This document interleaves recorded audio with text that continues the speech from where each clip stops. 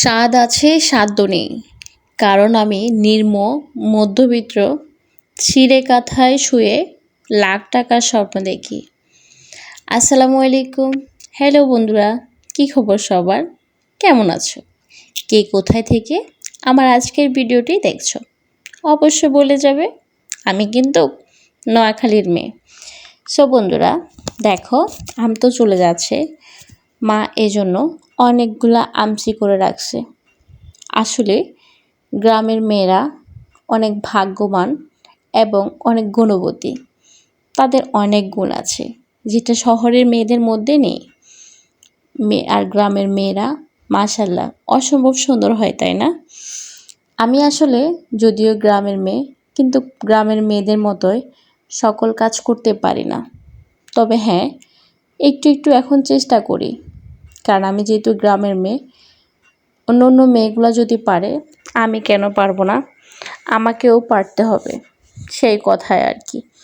তো এদিকে ধান ঝাড়তে বসছি, আর বসেই একটু কথা বলছি চাচিমার সাথে। চাচিমা দেখো, এভাবে ঝাড়বো, এভাবে কি হবে? তো চাচিমা দেখাই দিচ্ছে আমাকে, হ্যাঁ তুমি এভাবেই করো, ইনশাল্লাহ আস্তে আস্তে হয়ে যাবে। তো আমিও তাই একটু একটু চেষ্টা করছি। আসলে যদিও ওইভাবে চাচিমার মতো পারি না, একটু একটু ট্রাই করছি। আসলে এত কষ্ট করে সারা বছরের জন্য 5-6 দিন কষ্ট করে ধানগুলো উঠায়, আর সারা বছর খেতে পারে, বাজার থেকে আর কিনতে হয় না, এবং অনেকগুলো টাকা সেভ হয় একটু কষ্ট করলে, তাই না? তো বন্ধুরা, আমার কি আসলে ধান ঝাড়া হচ্ছে? অবশ্যই কমেন্ট বক্সে বলে যাবে। আমি কিন্তু আগেই বলে দিচ্ছি, আমি কিন্তু ধান ঝাড়তে পারি না, তারপরেও একটু একটু চেষ্টা করছি। আসলে অনেক কিছুই পারি না, তবে হ্যাঁ, আগে যদিও না করতাম, এখন করার সবসময় চেষ্টা করি। বড় বড় কাজগুলোও করি এখন, কারণ বড় হয়েছি, সংসারিক হয়েছি। আর এখন যে বয়সটা, এই বয়সটা তো আমি সংসারজীবী, একদম পুরোপুরি একটা সংসারিক মেয়ে হয়ে গিয়েছি, তাই না? আসলে অনেক কিছুই আমার স্বাদ আছে, কিন্তু সেই স্বাদটা নেই।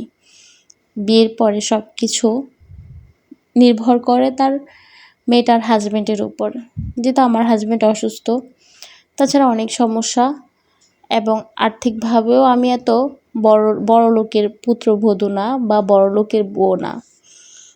আমি নিম্ন মধ্যবিত্ত একজনের বউ, তাই আমি অনেক কিছু চাইলেও নিতে পারি না। অনেক কিছু স্বাদ থাকলেও সেটা উপভোগ করি না।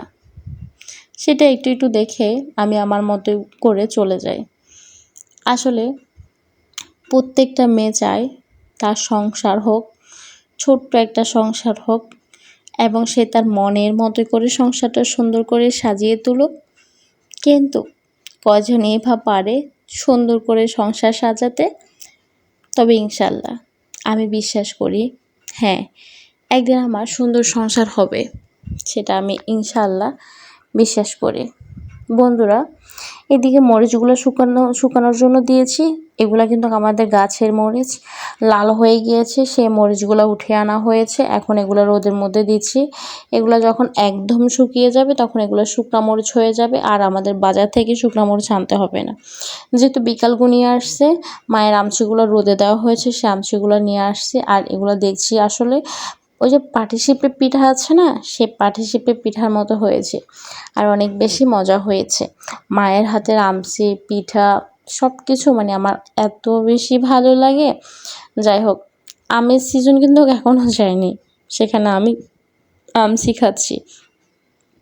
আর এদিকে ছোট্টবেলার কথা মনে পড়ে গেল, ওদের সেই আম ভাগাভাগি দেখে আমি সেটা অনেক উপভোগ করছি। আসলে এত বেশি ভালো লাগছে ওদের আম ভাগ করাটা দেখে। যাই হোক, এরকম ছোট্টবেলায় আপনারা কি কেউ কখনো আম ভাগ করছেন? যখন জ্বর আসতো, বাসা থেকে দৌড় দিয়ে বের হয়ে যায়, আম কুড়াতে আসতেন। আমি কিন্তু এরকম করেছি, তাই আমার মনেও আছে, আর আমি অনেক বেশি মিস করি সেই সময়গুলা।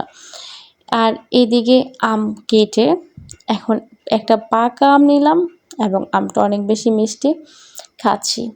আসলে অনেক বেশি ভালো লাগছে। আর তাছাড়া ফরমালিন মুক্ত আম, নিজের গাছের আম, সেটা খেতেও অনেক বেশি স্বস্তি পাওয়া যায়, তাই না? আর এদিকে দেখো বন্ধুরা, ধান ঘেটে দিচ্ছে মা।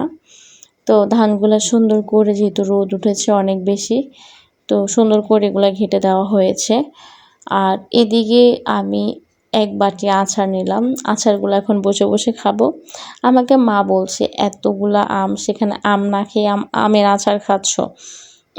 আমি বললাম আচার খেতেই ভালো লাগছে, আমি আবার এত ধৈর্য নেই যে ধৈর্য ধরে এগুলো রেখে দেবো 1 বছর পরে খাবো। তো আমার মায়ের ছোট্ট বাগান থেকে সেই 2টা বেগুন, তারপর হচ্ছে এই যে সরষিন্দা, আর হচ্ছে টমেটো, কাঁচামরিচ অনেকগুলা নেওয়া হয়েছে। আজকে এগুলা একদম তাজা তাজা রান্না করা হবে। আর দেখেন আমার মায়ের কবুতরটা আমার কাঁধে বসে আছে সুন্দর করে, আর সে খুব মনোযোগ সহকারে আমার কথাগুলা শুনছে, আমি কি বলছি বা না বলছি। কবুতরটা আমার ভীষণ ভালো লেগেছে। মা আমার জন্য এটা রেখেছে, কিন্তু আমি এটা আজকে নিতে দিব না, রেখে দিব। সো বন্ধুরা, কবুতরগুলো দেখো কি সুন্দর করে উড়ে বেড়াচ্ছে, তাই না? আর এই দৃশ্যগুলো দেখতে এত বেশি ভালো লাগে, আসলে গ্রামে যারা বসবাস করেন তারাই শুধু বলতে পারবেন। এত সুন্দর সুন্দর মুহূর্তগুলো আসলে ভোলার মতোই না। আমি তো সবসময় যেটা দেখি আপনাদের সাথেও শেয়ার করার একটু হলেও চেষ্টা করি। হয়তোবা কখনো ওইভাবে আপনাদের সাথে শেয়ার করতে পারি, আবার হয়তোবা কখনো শেয়ার করতে পারি না। যাই হোক বন্ধুরা, মনে কষ্ট নেবেন না, কারণ আমি সবসময় চেষ্টা করি আপনাদের মন মতোই, আপনাদের পছন্দ মতোই ভিডিও দিতে। তো একটা হাত বাড়িয়ে দিলাম, আসো আসো আমার কাছে আসো। না, আসবেন না। এদিকে চীনা হাঁসগুলা দরজাটা খুলে দিলাম, যাও তুমি এবার বের হয়ে যাও। কিন্তু আমাকে দেখে একবার বের হচ্ছে, আবার ভিতরে চলে যাচ্ছে। আর এদিকে মায়ের গাছ থেকে কাঁচামরিচ আনলাম, আসলে দেখতে মাশাআল্লাহ এত বেশি ভালো লাগছে। আর আমি আসলে আমি নিজের হাতে সবসময় মায়ের গাছগুলো থেকে মরিচ, সবজি সব কিছু নিই। আর এই যে এখানে অনেক বড় একটা এই যে ধুন্দুল নিয়ে আসলাম। আর এটা কার কার পছন্দ অবশ্যই বলবে। আসলে আমরা রান্না করার জন্য ওইরকম বাজার থেকে কিছু আনতে হয় না।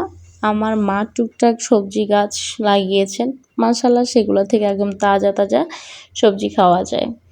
আর এদিকে টপগুলো আমার কাছে এত বেশি ভালো লাগছে, তাই বন্ধুরা ভাবলাম একটু তোমাদের সাথেও শেয়ার করি। এগুলো কী গাছ আমি কিন্তু শিওর জানি না। তো বন্ধুরা, তোমরা যদি কেউ জেনে থাকো অবশ্যই বলবে এগুলা কী গাছ। তবে এগুলো নাকি ফল ধরে না, এমনি অনেক সুন্দর। এদিকে আমার চাচাতো বোন একটার বিয়ে, তো চাচাতো বোনকে এখন বিদায় দেওয়ার পালা। চাচাতো বোন অনেক বেশি কান্না করছে, আর চাচাতো ভাই দুলাভাইয়ের কোলে এসে আর এখানে গিফট নিয়েও বসে আছে। যাই হোক, এখন তো চলে যাওয়ার পালা, সবাইকে সালাম দিচ্ছে। আর আসলে একটা মেয়েকে পর করে দেওয়ার এই মুহূর্তটা যে পর হয়ে যাচ্ছে, তার কাছে যে কত বেশি কষ্ট লাগছে একমাত্র সেই জানে। আসলে সারা জীবনের জন্য বাবার বাড়ি ছেড়ে চলে যাচ্ছেন, এটা অনেক বেশি কষ্টের বিষয়, এটা কাউকে কখনো বোঝানো যায় না। সারা জীবনের জন্য সবাইকে ছেড়ে সেই স্বামীর বাড়ির সবাইকে আপন করে নিতে হবে। আজকে থেকে বাবার বাড়ি তার জন্য পর হয়ে গেল, এবং বাবার বাড়িতে সেই আবার আসবে মেহমান হয়ে। ভাবা যায় এটা কত কষ্টের মুহূর্ত। এটা অনেক বেশি কষ্টের মুহূর্ত, এটা আসলে কখনো ভাবা যায় না। তো বোনকে বিদায় দিয়ে চলে আসলাম বাসায়। এসে দেখলাম যে কাঁঠালগুলো একদম নরম নরম হয়ে গেছে। তো এত নরম কাঁঠাল কোনোভাবে খাওয়া সম্ভব না, এজন্য আফু এই সুন্দর করে কাঁঠালের পিঠা বানাচ্ছে। আর কাঁঠালের পিঠা খেতে আসলে অনেক বেশি মজার হয়। জানি না আপনারা কখনো খেয়েছেন কিনা, যদি না খেয়ে থাকেন অবশ্যই খেয়ে দেখবেন, আসলে অনেক বেশি ভালো লাগছে, অনেক টেস্টি। সব বন্ধুরা, কাঁঠালের পিঠাগুলো দেখতে হয়তো এতটা সুন্দর হচ্ছে না, কিন্তু ওই যে তাড়াহুড়ার কাজ একটু একটু তো হবেই। তো এখানে অনেকগুলা কাঁঠালের পিঠা বানানো হয়েছে। আর কাঁঠালের পিঠা বানানোর জন্য এখানে ময়দা, চিনি আর হালকা একটু দুধ দেওয়া হয়েছে। আর কাঁঠালগুলো একদম ব্লান্ডার করে দেওয়া হয়েছে, যার কারণে ওই যে কাঁঠালের মধ্যে যে একটা আঁশ থাকে সেটা আর থাকবে না। সো সব কিছু মিলে নিজের যত্ন নেওয়াটা একদম ভুলে গিয়েছি। তাই সন্ধ্যার সময় আসছি একটু নিজের যত্ন নিতে, নিজেকেও তো একটু সময় দিতে হবে, তাই না? সো বন্ধুরা, আজকের মতো ভিডিওটা এখানে শেষ করছি। সবাই ভালো থাকবে।